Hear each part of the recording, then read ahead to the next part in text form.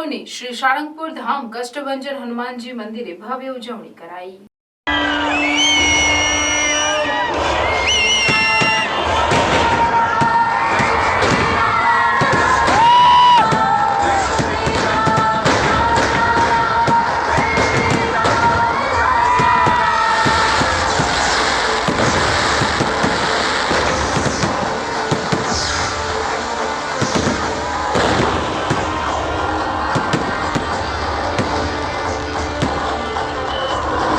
સાળંગપુર કષ્ટભંજન હનુમાનજી મંદિરે વહેલી સવારે મંગળા આરતી, શણગાર આરતી તેમજ દાદાને સુવર્ણના વાઘાનો શણગાર કરવામાં આવ્યો છે।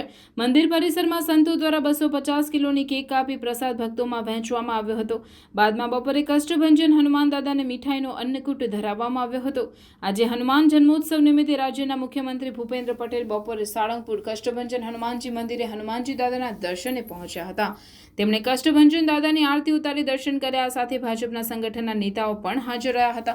ભૂપેન્દ્ર પટેલ દાદાના દર્શન કરી રવાના થયા હતા।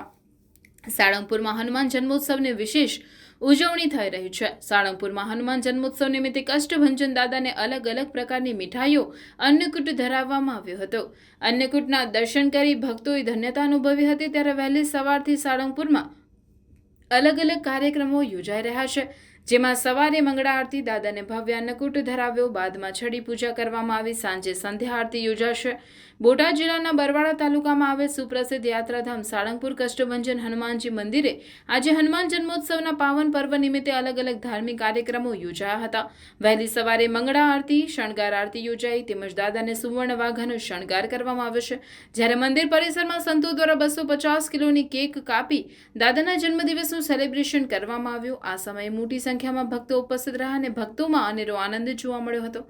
સાળંગપુર હનુમાનજી મંદિરે મારુતિ યજ્ઞ યોજાયો હતો, જેમાં મોટી સંખ્યામાં હરિભક્તોએ લાભ લીધો હતો। આમ હનુમાન જન્મોત્સવ નિમિત્તે સાળંગપુર કષ્ટભંજન હનુમાનજી મંદિરે વિવિધ ધાર્મિક કાર્યક્રમો યોજાયા હતા।